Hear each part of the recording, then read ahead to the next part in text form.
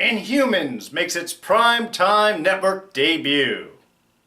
So finally, you guys got to see for free the crap fest that I paid $20 to see a month ago. And yet, I bet you still feel a little ripped off, don't you? It's Marvel's Scott Buck sequel, Inhumans, Episodes 1 and 2. Behold, the Inhumans, and those who would destroy us. Like the writing of the fans in a couple of weeks. Hey everyone, D here, and welcome to this week's review of the network premiere of Inhumans. So yes, of course, there are spoilers ahead. Now, this is really going to be short because I already reviewed this a couple of weeks ago when it premiered in IMAX. And my review for that is exactly the same as it is now. It's the exact same show. There are a couple of extra minutes that were actually included in the network showing that weren't in the IMAX. It's basically our scientist from Earth who had sent up the probes that got smashed by Gorgon and was noticing there was a hoof and then doing the energy traces and by the end got fired to head off to Hawaii. You know, that's where she's going. So only a few more. Really didn't add much more to the story. That must be the Earth side of what's going to be happening in the upcoming season. It's only season, from what it seems that all of the hubbub and stuff is talking about. Critically, this has really gotten panned. It did creep up finally from 0% rating on Rotten Tomatoes. It was up at like 713 last time I looked. Tiny number, not very good. You guys saw what it was. Really, you know, there was money spent on this. You can see that it was. You know, you have some actors that are quite capable. Anson Mount, very good. He's got some great moments. Ewan Rion, also amazingly well. There were great moments that you could find in here. There is production value. There was money spent on the sets. There was money spent on some of the effects. Well, I mean, there was money spent on all the effects, some of which looks like it was well spent.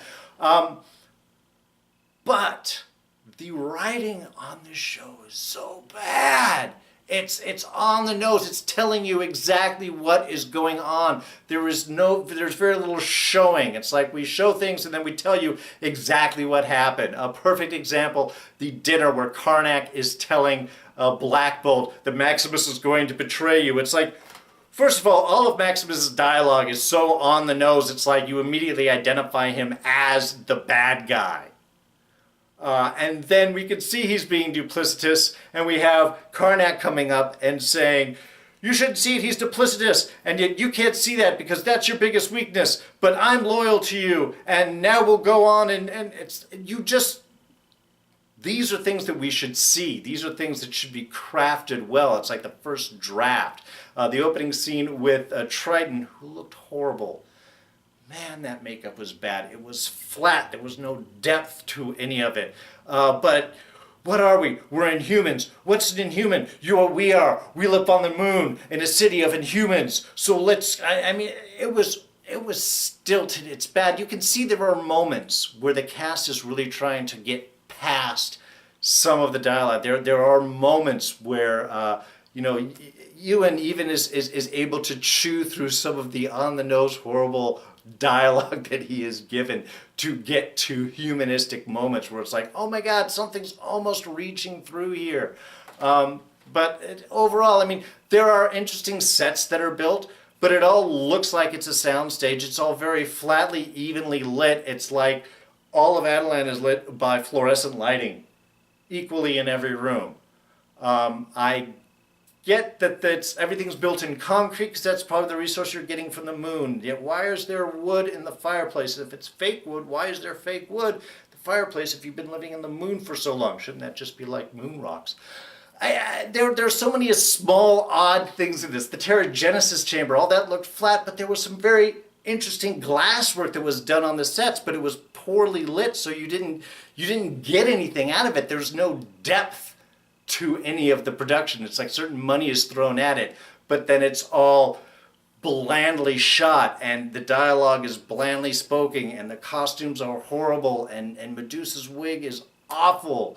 And just, there is so much. There is so much, really. I could go off on a rant, which I don't really want to do. And yet, that's part of what we do here. So I'm just going to throw out some questions. I have a bunch, but I'm just going to hit on some of these. First off, Gorgon in the hoof, when he's smashing the camera on the space probe there, does he wear a suit when he is out in space? Does he need one or not? Just not really something that's addressed. And also, we're doing a whole research bit sending probes up to the moon, and yet it's housed in the middle of an empty warehouse. I'm just saying, it didn't look very impressive. The show is very good at assuming you know everything about the royal family. We don't tell anything about them. They aren't really introduced. It's assumed you know what all of their powers are, and all of and all of their background and their personalities. And yet, all of the rest of the dialogue for the show, like I said before, is so on the nose of describing everything that people are feeling and thinking of that moment. It's an odd blend of expectation and yet assuming that you don't know anything. Also, none of the Inhumans, none of the royal family are sympathetic. The reaction, I was watching this with a few people tonight wanting to get, who knew nothing about the show, to get their reactions. And that's the first thing, is like, I don't like any of these people. Swan Medusa is just like manipulative of, I don't want you to answer the phone. And Anson Mount's Black Bolt's looking constipated. Ewan Ryan is obviously the bad guy. Gorgon is just goofy for being the head of the Royal Guard. She doesn't seem to have a clue of anything of what's going on. Crystal's hair does not work. It's one of those things, it's tough to translate stuff from comics directly to, and I think they tried almost too accurately. It's like, you tried to get comic-y, but you didn't go full Kirby. This is a show where you need to go full Kirby. But some stuff you have to change. Where the hair was cut on her was just distracting. Maybe it was higher or lower or growing in, or get something that's influenced by those ideas. But I don't know. It didn't work for me. I'm gonna pull out paper, so I want to get through some of this stuff really quickly. The signing stuff. I know, it's sad because Anson Mount and Swan, they worked a lot back and forth to kind of come up with some signing idea. And it's upset a lot of people of, why didn't you just use American Sign Language? Which would have been cool, because then you would have had part of the audience being able to get involved. They could see, they're speaking my language, because, they could say, well, they're in space, but they're also speaking English. So it would have just been somewhat inclusive. Black Bolt asks for a lot of trust, always. Trust in your king, trust in my decision making. But at no point does he describe to anybody what his motivations are or what he is thinking.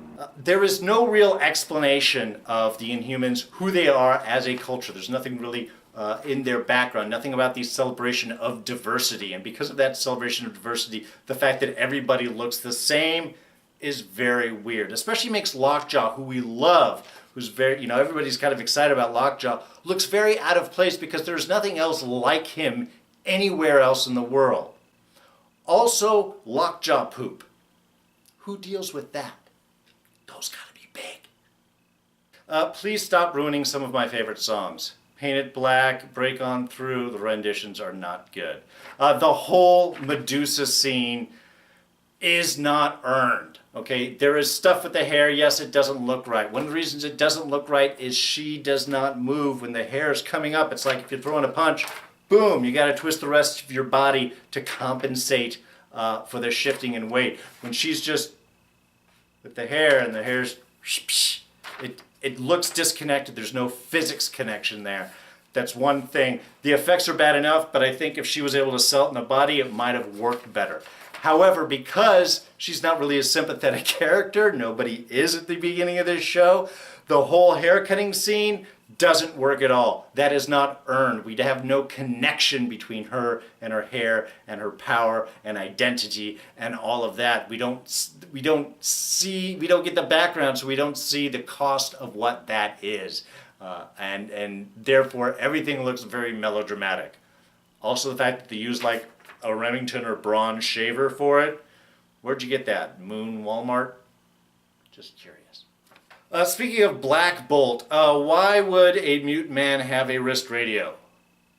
Now, it does open up to that cool little, locate thing. Now, if that had text services, that would make a lot more sense for Black Bolt. Also, when he is finally in the jail and his thing goes off and he's talking to Medusa over, can no one else hear the hear the speakerphone there that he's listening to and her cursing about throwing somebody else off the top of a roof? Not what you want to hear inside of a police station. I think we can all agree that that was an inordinate amount of police officers to be called for a shoplifter. Not to mention, he didn't necessarily go in to steal. She dressed up the guy that couldn't respond in English or make any sort of communication back and forth at all. In fact, that seems to be a lot more of what Black Bolt's powers here, or power limitation, is the inability to communicate. There's no texting on his phone. He doesn't do sign language anybody else can understand. And that was, again, that's one of the things about the sign language I didn't really get into is, again, it would have been cool if they used American Sign Language because people could be involved.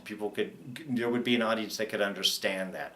But also because he does sign language, it removes sort of Medusa's need as an interpreter, because anybody could learn that sign language, and thus it doesn't need to happen. Anyway, it was like a cool attempt to do something, but it doesn't really work. Oh, and the whole scene where they're tracking down Lockjaw's teleportation because they've got some energy readings. What kind of energy? What measured that? You mentioned something like the gefilte fish satellite or something. Look what it picked up, and it picked it up on the moon, and I was able to track it back onto to Hawaii. Really? From your little abandoned warehouse, got a couple of desks in the middle science center. You've got all this technology connected. They just science some BS to get a little connection going on. That's what that scene was. All right, so will this show last? Probably not. Not even expected to go past the season. There's some expectation because it was being advertised as the complete series. But if we looked, this is my poster from the IMAX, and if we do a little bit of the complete series. So this was before it even came out in IMAX. So they were already kind of advertising it that way. That's not necessarily an indication. We have to sort of see how this run goes, if there's any viewership, if there's any improvement in quality. Otherwise, it looks like they're going to do total pass. Now, let's talk about something important here. Agents of S.H.I.E.L.D. Season 5. Oh yeah, space baby. Very exciting new posters have come out. Now it just says winter. Fridays this winter. We don't have a specific date, though it is said to be coming back right after Inhumans ends. So this is the 2-hour episode. Then there's 6 more episodes after this. So that should mean that this first Friday, the spot that opens up would be on the 17th. That is the Friday right before Thanksgiving. So they could start right there. They could possibly run through Thanksgiving in the first couple of weeks of December, but then they break through the middle of a pod. I'm going to assume they're going to do the same 7-7-8 type pod that they did last season that worked out so well. So assuming it's something like that, then we'll do a couple we'll break in the middle and then start again in the year. They could wait until January.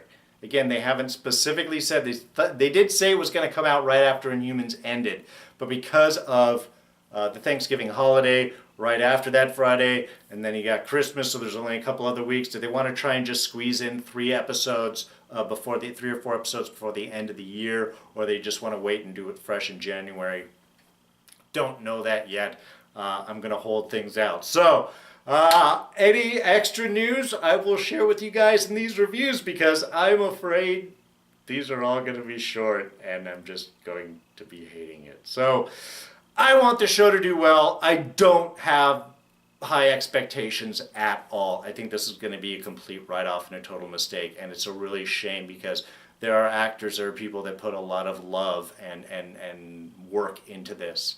and unfortunately, there's a lot of moves behind the scenes, Scott Buck, that made sure that this was a total crap fest. So, we'll see as the weeks come. Anyway, that's going to be it for now. So, if you did enjoy this review and Rant Fest, please go ahead and hit that like button. Thoughts, ideas, comments, please throw them down the section below. And I'm serious, if you guys liked the show, if you enjoyed it, please tell me.